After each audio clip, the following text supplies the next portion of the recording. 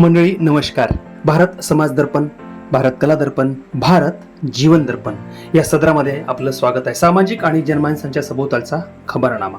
आमचे वसंतराव पाटील अमरावतीचं एक खास व्यक्तिमत्व जे वृक्षमित्र म्हणून ओळखले जातात.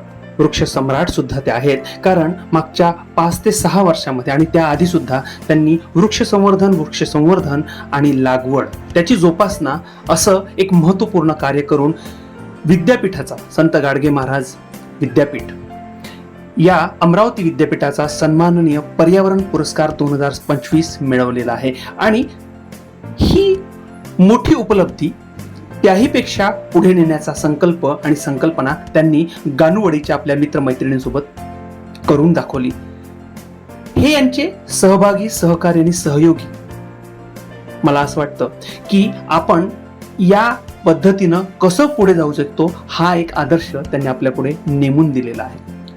आता पर्यावरण पुरस्कार मिळाला, त्याची 10,000 रुपये राशी मिळाली, पण ती राशी स्वतःसाठी उपयोगात न आणता त्याचा उपयोग आपण काहीतरी समाज सेवा करण्यासाठी, गोरगरिबांना, मजुरांना पाणी, जल देण्यासाठी करावा हा उद्देश डोळ्यासमोर ठेवून वसंतराव पाटील आमचे मित्र यांनी आणि संपूर्ण टीमनी एक संकल्प केला. पाणपोई प्याऊ जल दान उपक्रम राबवण्याचा, आणि त्याचा उद्घाटन समारंभ संपन्न झाला सर्व मान्यवरांच्या आणि रनर्स जे खेळाडू आहेत त्यांच्या उपस्थितीमध्ये. सन्माननीय सर्व अतिथीगण आणि विद्यापीठाचे मान्यवर अधिकारी सुद्धा यावेळी उपस्थित होते. सर्वांनी आपलं मनोगत तर व्यक्त केलं, परंतु हा उपक्रम सदैव आपल्या स्मरणात राहणार आहे. पर्यावरण पुरस्कार घेणं आणि त्या राशीचा, त्या पैशाचा, त्या रकमेचा उपयोग समाजकार्यासाठी करणं ही खूप मोठी गोष्ट आहे. पाटील साहेब हे आधीपासूनच या कार्यामध्ये सदैव अग्रेसर राहिलेले आहे. भारत समाज दर्पणच्या वतीने आम्ही त्यांना शुभेच्छा देतो, त्यांचं अभिनंदन करतो आणि पुढील भविष्यातील वाटचालीसाठी त्यांना खूप खूप सदिच्छा.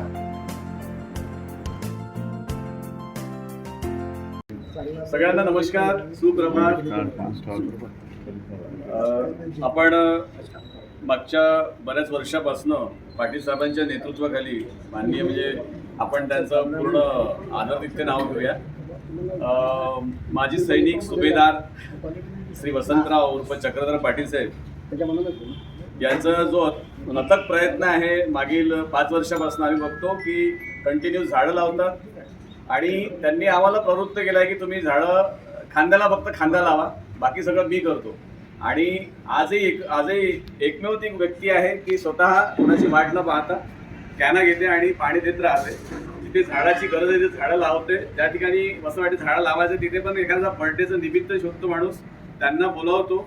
माझ्यासारख्या व्यक्तीला बोलणाऱ्या व्यक्तीला 2-4 अशा मित्रांना बोलावतो आणि त्यांचं त्या वाढदिवसानिमित्त झाड लावतो आणि त्याला पण आनंद मिळतो.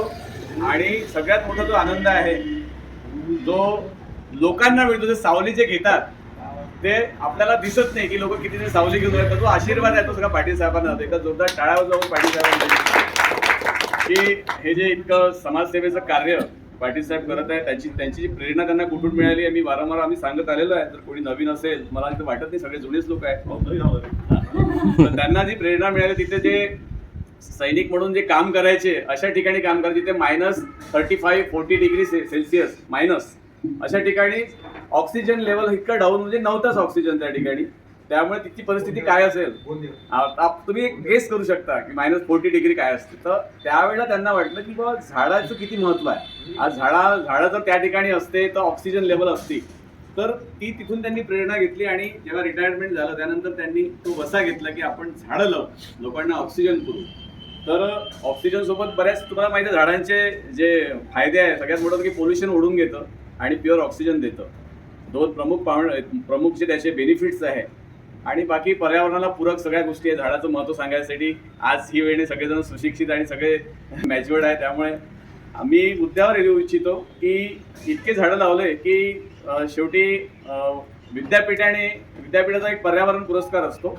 त्या पुरस्कारामध्ये अशा लोकांना तिथे अप्लिकेशन करण्याची एक मुभा असते आणि त्यांच्यासाठीच तो काय पुरस्कार असतो बेसिकली पर्यावरण पुरस्कार, की जे लोक समाजासाठी काही करतात. तर त्यामध्ये पर्यावरणामध्ये झाडं, समाजसेवा, रेन वॉटर हार्वेस्टिंग, सोलर्स, अशा बऱ्याचशा गोष्टी त्यामध्ये होत्या. तर त्यामध्ये त्यांनी अप्लिकेशन केलं आणि ते पास झालं, मंजूर झालं. त्यामध्ये 5 असे मोठे लोक होते अमरावती जिल्ह्यातले, शहरातले, आणि ते डिव्हिजनल लेवलवर असतं ते बेसिकली. म्हणजे ते काही फक्त अमरावती जिल्ह्यात, अमरावती म्हटलं की त्यामध्ये 5 जिल्हे आले. तर 5 जिल्ह्यामधून मोठ्या मोठ्या लोकांमधून यांच्या फॉर्मला स्वीकृती मिळाली आणि त्यांचं नावाला मान्यता मिळून त्यांना तो पर्यावरण पुरस्कार 2025चा देण्यात आला. त्यासाठी सुद्धा आपण एकदा जोरदार टाळ्या.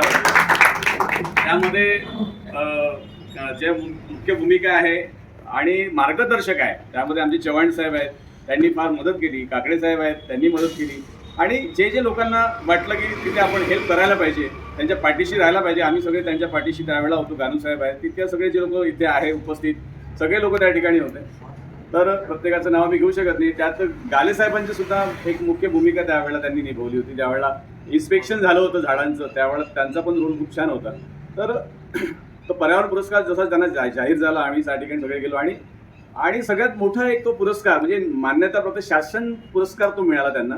त्यामुळे आमची सुद्धा त्यांच्यासोबत छाती अशी चवळी झाली. आम्हाला खूप आनंद झाला. आणि खरं म्हणजे काय असतं की पुरस्कार मिळाल्यानंतर माणसाला आणखी प्रेरणा जास्त मिळते, त्याची जबाबदारी जास्त वाढते.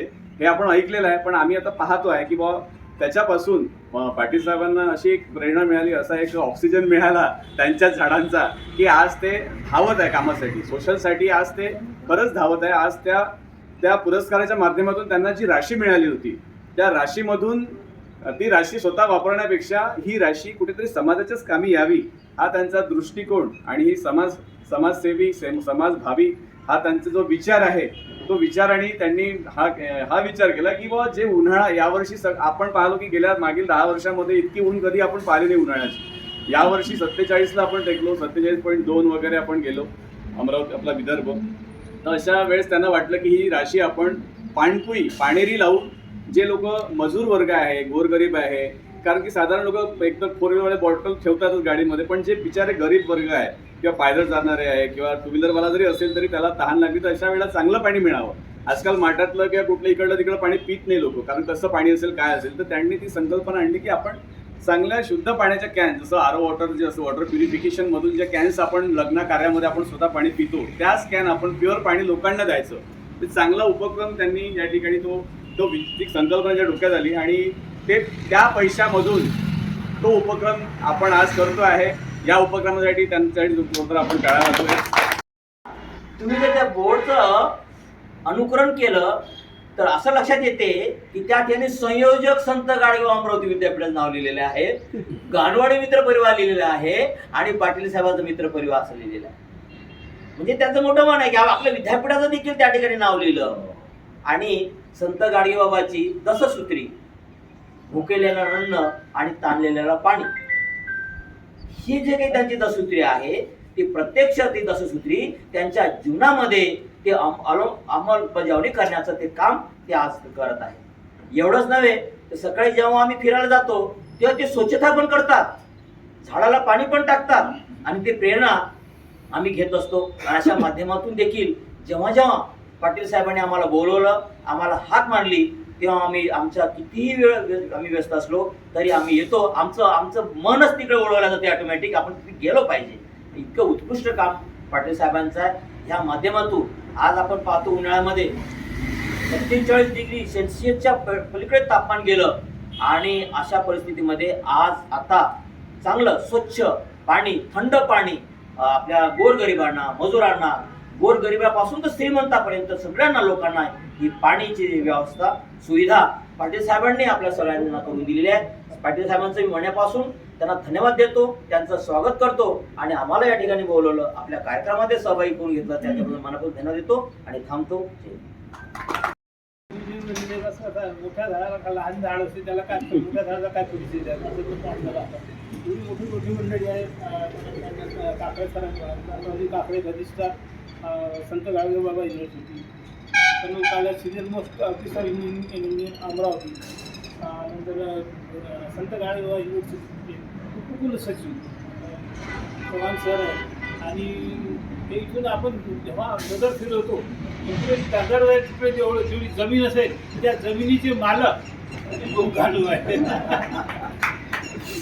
आणि खरं म्हणजे एवढी मंडळी जेव्हा येते तेव्हा काहीतरी आपल्याकडे प्रेम असते, तेव्हा सर्व मंडळी येतात. मला सर्व खूप म्हणजे आनंद होतो की या कामानिमित्तानं एवढी मोठी मंडळी माझ्याकडे येतात. आणि कालेसरांचं मला सहकार्य होतं. तेव्हा त्यांच्याकडे मी माझ्या समस्या जेव्हा असतील तेव्हा मी सर्व यांच्याकडे सल्ला घ्यायला जातो, सर्व काय करायचं. त्यांनी जे म्हटलं म्हणजे पूर्व दिशा. तर असं म्हणायला हरकत नाही, मी झाडं लावतो, हवा येते, ते हालते, पानं हालते की मी हवेमुळे हालतात, तसं मी जेव्हा हालतो ते काळे सर आम्ही हालतो. क्या बात आहे.